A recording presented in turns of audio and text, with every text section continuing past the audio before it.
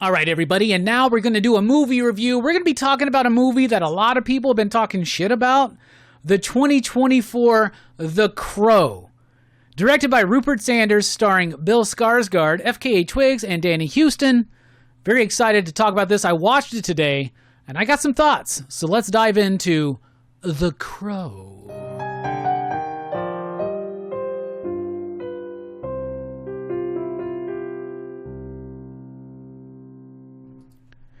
All right, The Crow. This is a re-adaptation of the graphic novel by James O'Barr, which I'm a huge fan of, right? And I would never have called myself a fan of any Crow movie until recently. When I rewatched the 1994 Brandon Lee Crow, which I did like and appreciate, but I wasn't necessarily a super fan of. But I rewatched it on a Patreon exclusive live stream. It's available on our patreon.com/PCP. You go there, you can watch along with the movie with me, and it unlocked a joy for this movie. And to be honest, this is a movie I was really excited about. When the Crow trailer first dropped for this Bill Skarsgard version, a lot of people were talking shit, and I agree, because the look of the Crow seemed very Jared Leto, Joker-esque, and I wasn't necessarily on board with that. But there were elements of that trailer that I really liked, including the Post Malone song, which blew my mind that I'm such a fan of that. But apparently I am. But a lot of reviews have come out, and they've been very negative about this movie, and I'm just going to go ahead and get this out of the way. This movie is not nearly as bad as people are telling you. Now, I'm not saying it's good. What I'm saying is it's not nearly as bad as people will lead you to believe. First of all, the thing to know about this movie, and there will be some slight spoilers in this movie, but we all know the story of The Crow. It's about Eric Draven and his girlfriend Shelley. They are murdered senselessly by a group of people. She dies, he dies, but he gets resurrected as this spirit of vengeance named The Crow. And he has to go out there now and rectify vengeance and justice on everybody responsible for their murders.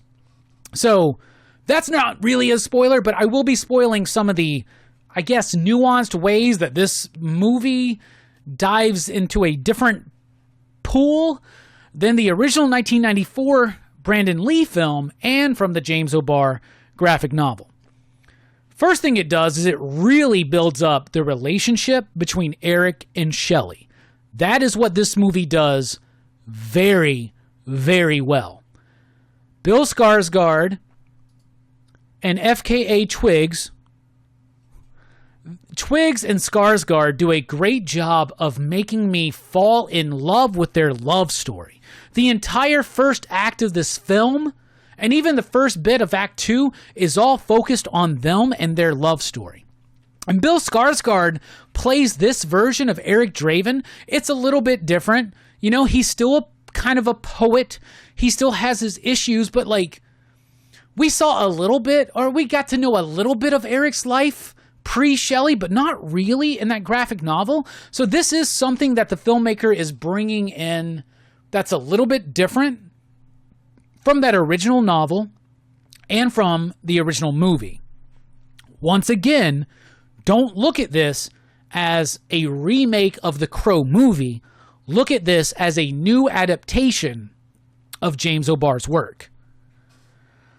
The lady that plays Shelley is really good too. So I think Bill Skarsgard and Twigs, they're both really good in their roles. They really lean into the drug aspect of things. Now, I know that Heroin Chic was a little bit involved in The Crow, but I don't remember The Crow story, the original. I'm talking about the original James O'Barr one. I don't remember it really focusing in on drug use so much, but their love story really works for me. Now let's get to the look. They really do a great job of building up the love story and the tragedy, so that when it happens, it's really abrupt, and you feel like you're in this romantic movie, and then all of a sudden it gets interrupted. And then they lean into this Crow stuff. The look of the Crow on screen doesn't look right? The tattoos, it's very Jared Leto.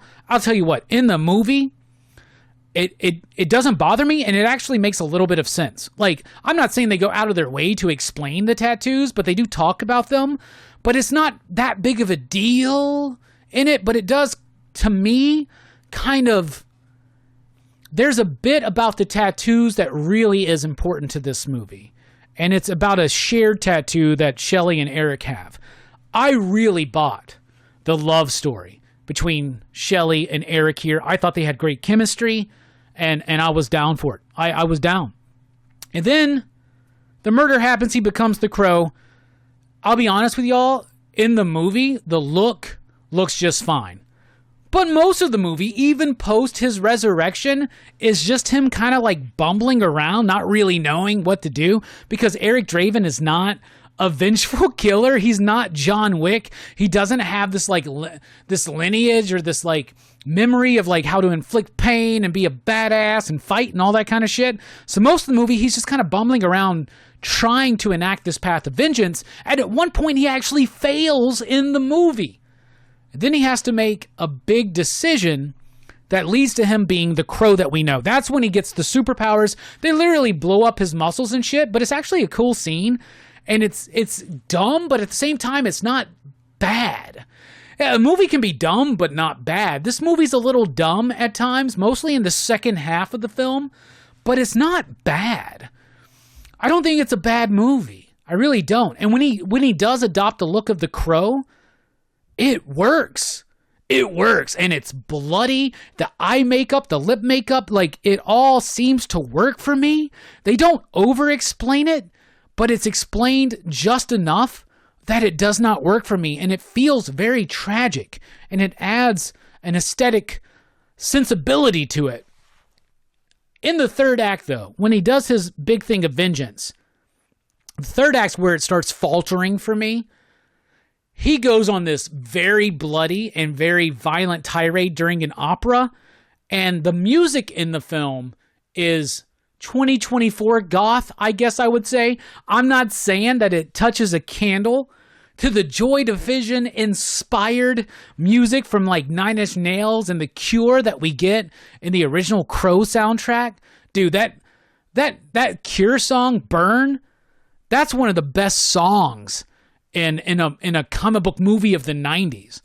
But I feel like this movie, I don't know. So there's a moment, so when they're doing the big opera fight, they're doing the opera music, and it just tonally throws me out of it. Like, the violence is cool, and I'm ready for it, but I really wish I had more of that more modern, gothy kind of music there, right? Then we got the villains. The main villain is Danny Huston, Angelica Houston's brother, if you didn't know. But like, so instead of just being like a random, so James O'Barr, I've met James O'Barr a couple times. I did a panel with him earlier this year. The whole movie, the whole story of The Crow, not the movie, but the whole story of The Crow, is because he lost the love of his life and he couldn't get over it. And he was just filled with anger and rage over it, right? And it was by a drunk driver. It is more of a random act of violence in the comic and in the 1994 movie. In this one, it is very much a plot. This dude has been keeping himself alive for centuries with a pact he has with Satan where he sends innocent souls to hell instead of his. Shelley is one of these people picked. And he has got this like demonic voice that he can use to like make people do things. It's kind of like Jesse Custer in Preacher, but like if he says something in a certain tongue or whatever, you're going to do it. And it throws out the randomness of the violence, which leads to the depression. Now, Bill Skarsgard does a really great job of portraying this depressive Eric Draven and his path to this vengeance and the pacts that he makes to go about this vision, this path of vengeance, right? There's a lot about this movie I like, and I think this movie has a lot of promise. And it really builds up the character of Eric Draven beforehand. And the look doesn't bother me. It actually fits in the movie. Shelley is great in this movie. Bill Skarsgard is great as Eric in this movie. They really build up this love story so that when the tragedy happens, you feel it. But the biggest problem to me in this movie is that third act. When he finally becomes the Crow. So he comes back from the dead. Spoilers once again. He comes back from the dead and he's promised by this dude, if you go and kill them all, you will save Shelley and you will both be alive. The only thing you have to do is you will never die as long as your love remains true. Then he finds out some shit about Shelley's past that causes him to doubt. He gets boom, boom, shotgun blasted, and he dies again. So he dies 2 times in this movie at this point, right? He goes back to this dude. He goes, what happened? He's like, you failed. Your love didn't stay strong. You had doubt. It's over. Now you're dead. Good luck. And he goes, what if I trade my soul for hers? And he says, all right, you can bring her back. You take her place in hell. Because the idea is that this Danny Houston character is sending all these innocent young people to hell instead of him.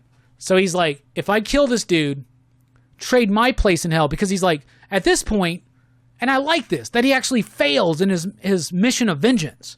They're like, nope, you didn't have what it takes. Sorry, kid, but she's dead. Your eternity will be fine, but she's in hell. And it's over. He says, what if I trade my spot? You go kill this dude, because this dude sending all these souls to hell, right? That's an imbalance, because he should be in hell. Whatever. We never really find out who this dude is. I guess he's just the spirit of the Crow. He's not an angel, he says, but I don't know what he is. Maybe he's God. I don't know. It's interesting. And then, so they do this whole bit, and he promises, I will go and wreak vengeance and trade my soul for hers. So then, they actually give him fucking superpowers, and his muscles actually balloon the fuck up, and Bill Skarsgard is fucking looking good, dude. He's like jacked, he's lean, he's super lean and more jacked. I don't know if he actually was thin and then built up and beefed up and they did that, or if they were CG in any kind of way. I don't know. If there was CG, it's not bad, right? It's pretty decent if there's CG. So then he comes back and he's actually the Crow and he's like unstoppable, super powered, boom, boom, boom. But they just kind of undercut it with like the opera music. Like, I get what they're trying to do, but it doesn't work and it doesn't fit the goth take or approach. And it feels a little weird and it kind of takes you out of the movie. So honestly, what I would say about the movie is this. I don't think it's a bad movie. I think it's an all right movie. I think it's okay. It's got some problems. It's clunky in the second act. And the other thing is, once again, spoilers, he fulfills his mission of vengeance, right? He goes to hell in Shelley's stead. Shelley comes back to life. That's a big difference. I don't know how I feel about that. Would I have rather had a more direct interpretation of the graphic novel? Yes. Is that what we got? No. Are we stuck with what we got? Yes. And will I tell you this? Is this the second best Crow movie we've ever got? Oh, for fucking sure. And people are going to be out there right now. They're going to tell you this movie is shit and it's bad and don't watch it. That's not the case. The soundtrack is good. Now, it ain't the 90s soundtrack, but I'm a 90s kid. I ain't a 2020s kid. But I liked the music in this movie. I liked the pacing in this movie. I just feel like it got a little clunky towards the end when they, I think, misused the opera soundtrack for the final act of the movie. But it's got some interesting elements to it. I believed in the love story between Eric and Shelley in this movie.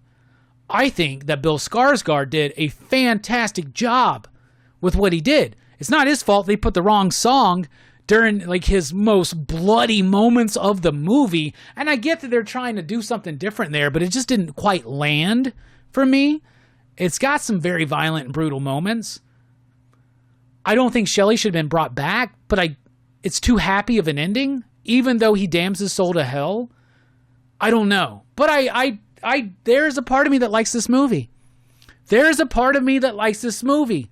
And this movie is not going to do well. And a lot of people are telling you it sucks. And I'm here to tell you, it's not a good movie, but it's not as bad as people are leading you to believe. This is a movie I highly encourage you.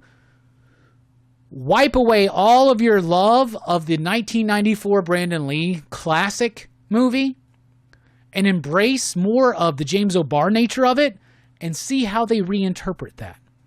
I don't like the twist with the villains being like more heinous. I like the villains being more random. You know, like it's just a random murder they did because violence is in their nature. I'd rather that. I don't like that. I don't like the decision made in the bloodbath at the end with the music. I don't like that. But aside from that, I'm plugged into this movie and I'm liking it. So out of 5 possible you digs, I'm going to tell you that The Crow is 3 out of 5 you digs. Not bad, but not good. Somewhere in between. If you've watched The Crow, if you dared to watch it, let me know what you think in the comments down below. That's my thoughts. Not as bad as people will lead you to believe. Not good, but not bad. Second best Crow movie of all time. I will say that. I'll stand by that.